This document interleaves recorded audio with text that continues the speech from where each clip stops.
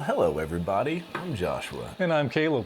Now before I let this guy get started, I've read this episode, and it's real bad. I'm just gonna start off with that. There's like nothing funny in this episode.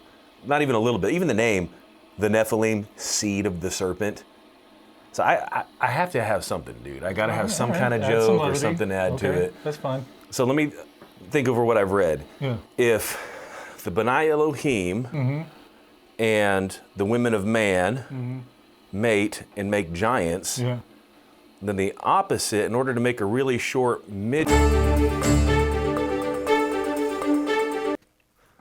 Really?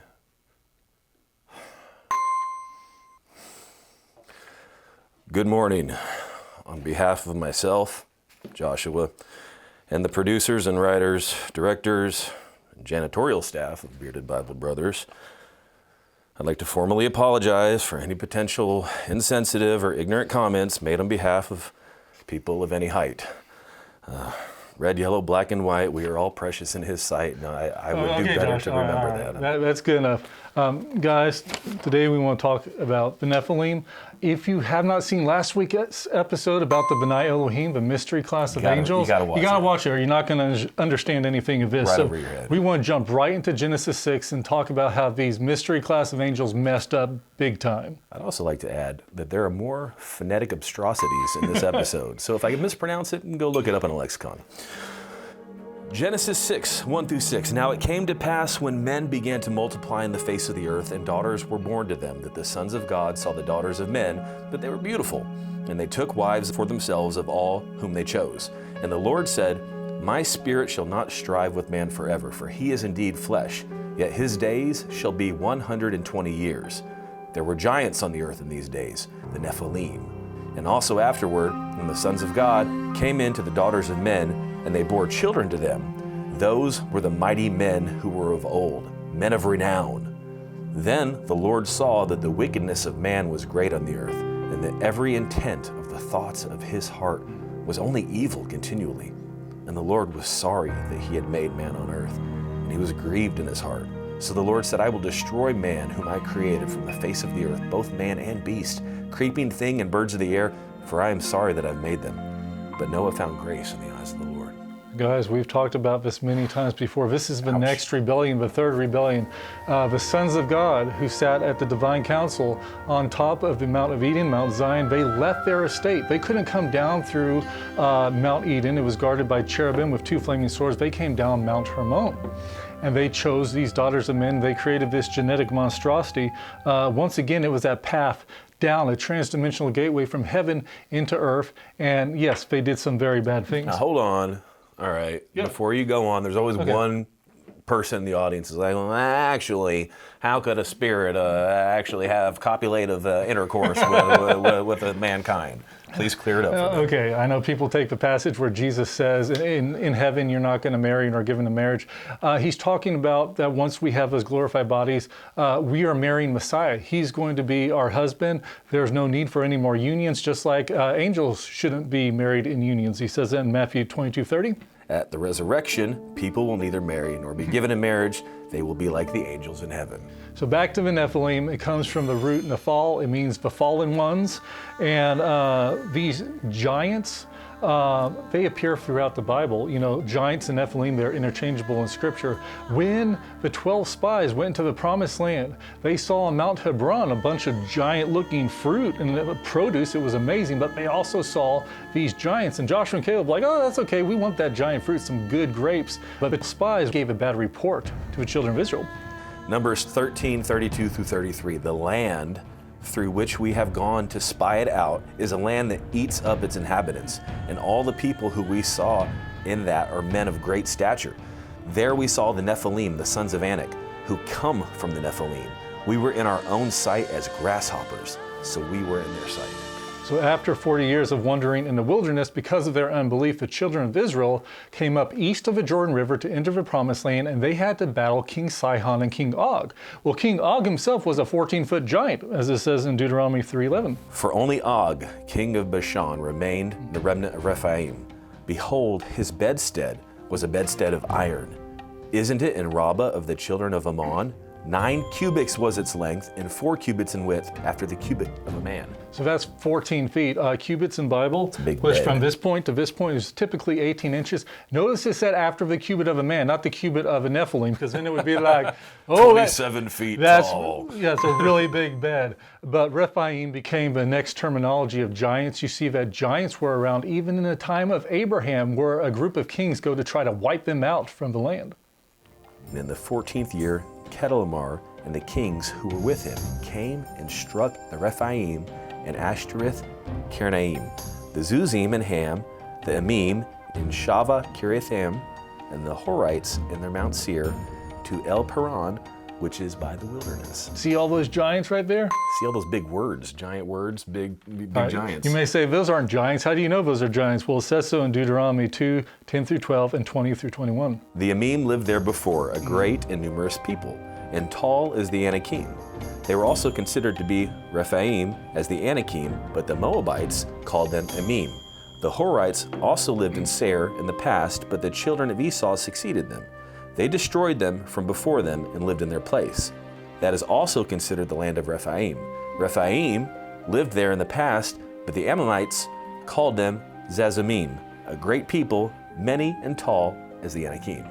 So these giant tribes, their names, the etymology in them show you visual characteristics of why they were called these names, such as the Emim, that means the fearful ones. The Anakim meant the long-necked ones. You know, many cultures throughout history who practice binding. Brontosaurus giants? Yeah, but to make them with long necks to honor their gods. The Zuzim or the Zamzuzimim were the restless roamers or the terrors. It's like the Walking Dead giants. I don't know. The Rephaim actually meant the dead ones. They probably had grayish skin and appearance. But after the destruction of the giants from the flood, they kind of were held under the banner of Rephaim, the dead ones, because they became evil spirits that roamed upon the earth. And because they committed all these sins and atrocities these giants did when they were on the earth, they sought out mankind to possess human flesh, to live vicariously through them to commit certain sins. When you read the New Testament, Josh, and you see about like the hairy, naked, demon-possessed guy that these evil spirits possessed, the term evil spirits in Greek was daimonion, which means the minion of demons. And in Sheol and Rephaim became synonymous with one another because Sheol was the dwelling place where many of those Rephaim were bound, and the dead ones, as you read. So when people, like in Proverbs 2:18, 9:18, Isaiah 14, 4 through 5, and verse 9 through 11, when people are thinking of departed spirits in Sheol, those words became synonymous with one another. Man, when your group comes synonymous with Sheol, you're a bad group of dudes. That ain't good at all. Yeah. Psalm 88, 10 through 11, do you show wonders to the dead? Do the departed spirits, Rephaim, rise up and praise you? Selah. Is your loving kindness declared in the grave, or your faithfulness in destruction, Abaddon? It's clear that causing these evil spirits to roam upon the earth was their judgment doled out by Elohim. They could not find rest, they could not ascend, and some of them could not go below. They were under Satan's, the ruler, the god of this world's directive. And but they still wanted to get worship. They still wanted mankind to worship them. They still wanted to live vicariously through them. And so they took control over mankind by getting mankind to worship them, as it says in Isaiah 26, 13 through 14. Yahweh our God, other lords besides you, have had dominion over us, but we will only acknowledge your name. The dead shall not live, the departed spirits, Rephaim, shall not rise. Therefore, you have visited and destroyed them and caused all memory to perish. So the book of Enoch literally spells out word for word this judgment that Elohim pronounces on these giants that they would have to roam the world as evil spirits. 1 Enoch 15, 8 through 12.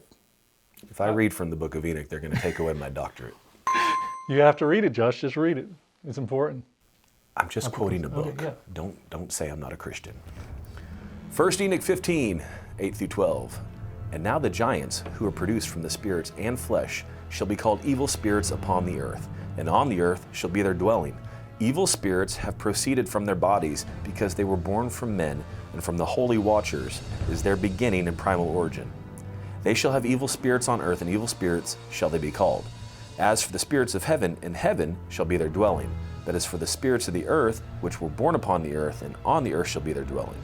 And the spirits of the giants afflict, oppress, destroy, attack, do battle, and work destruction on earth, and cause trouble.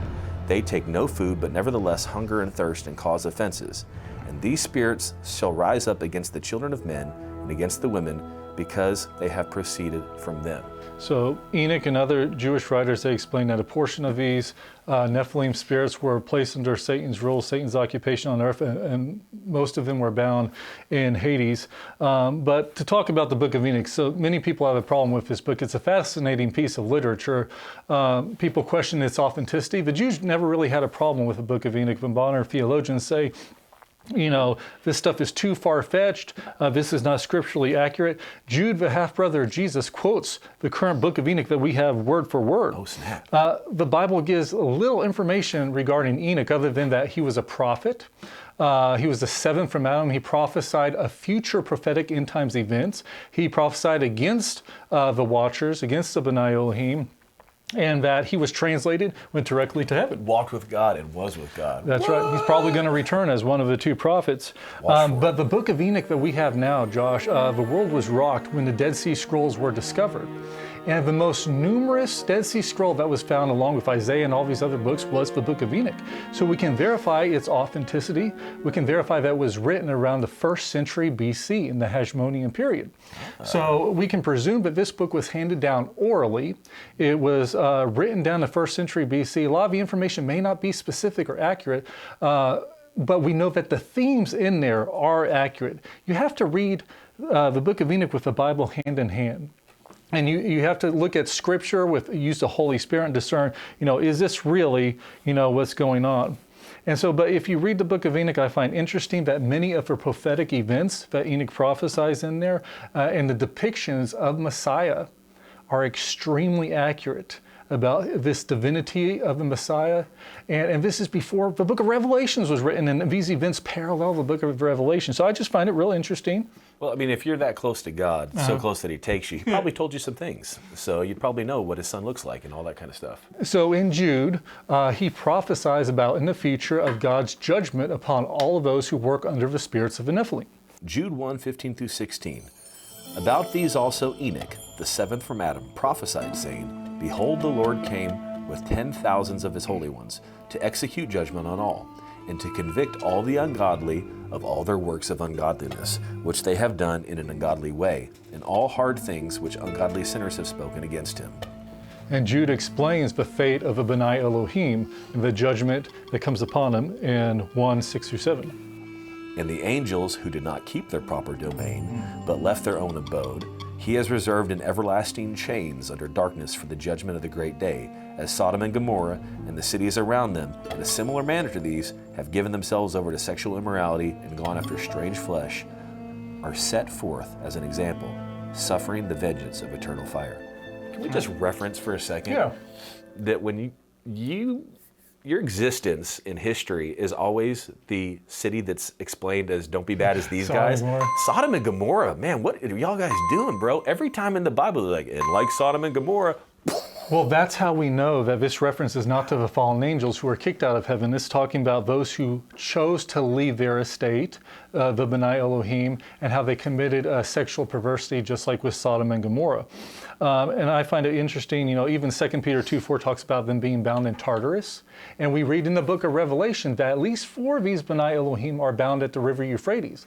And at a certain trumpet blowing, they are released and they are angry. They gather up a 200 million man army and go massacre 1/3 of the population of mankind. So these are not very nice people. But well, I mean, if you were bound in tartar sauce for all those years, oh, my dad joke for the month. I know this all sounds crazy to some believers, but to the world, it's not really crazy. If you look at all the mythologies of the world and Greek mythology and all this, you look at modern day movies and stuff, everybody's used to seeing love stories with angels and humans, right, Josh? Oh man, minotaurs are pretty cute in the right light.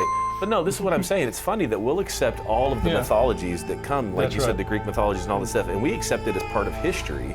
We're not saying necessarily believe they were there, but this stuff has shown up in every culture and all of, now in our movies and everything else. So we accept it as being something that we want to entertain ourselves with and we've written about, but yet we don't connect it as ever having been about something real at one point. Yeah, and guys, according to Enoch and all these other Jewish writings that talk about these Nephilim, they said they perverted all flesh. They filled the earth with violence. They committed abomination by eating mankind and drinking their blood.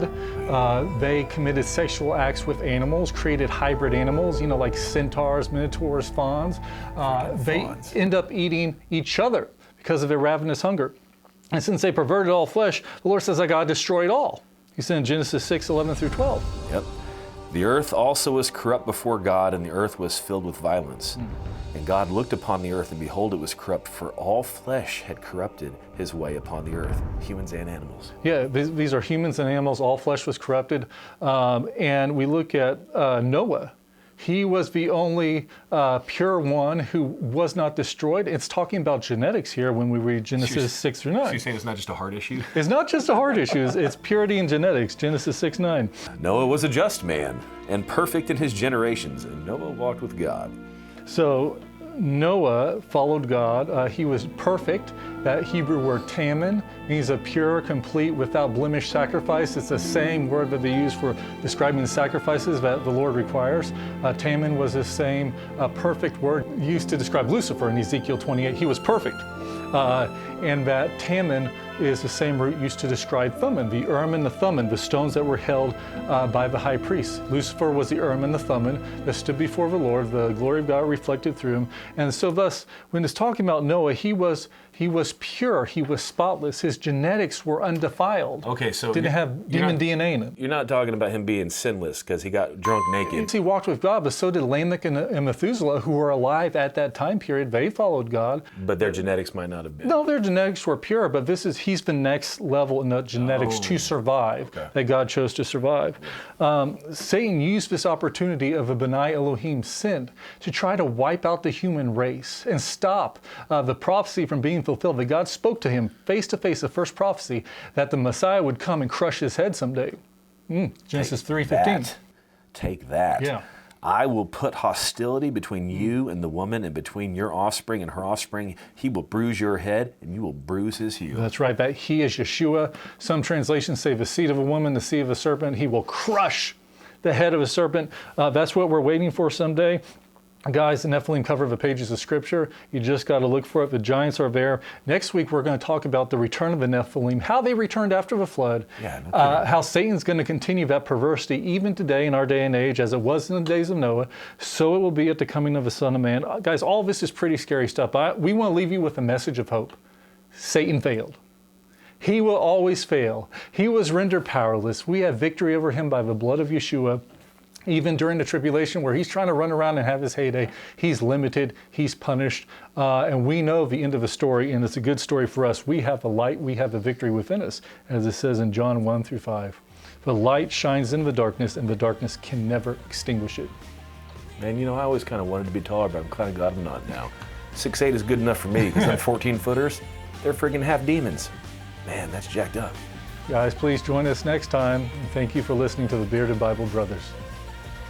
No, seriously, thank you, because there's nothing funny about this one.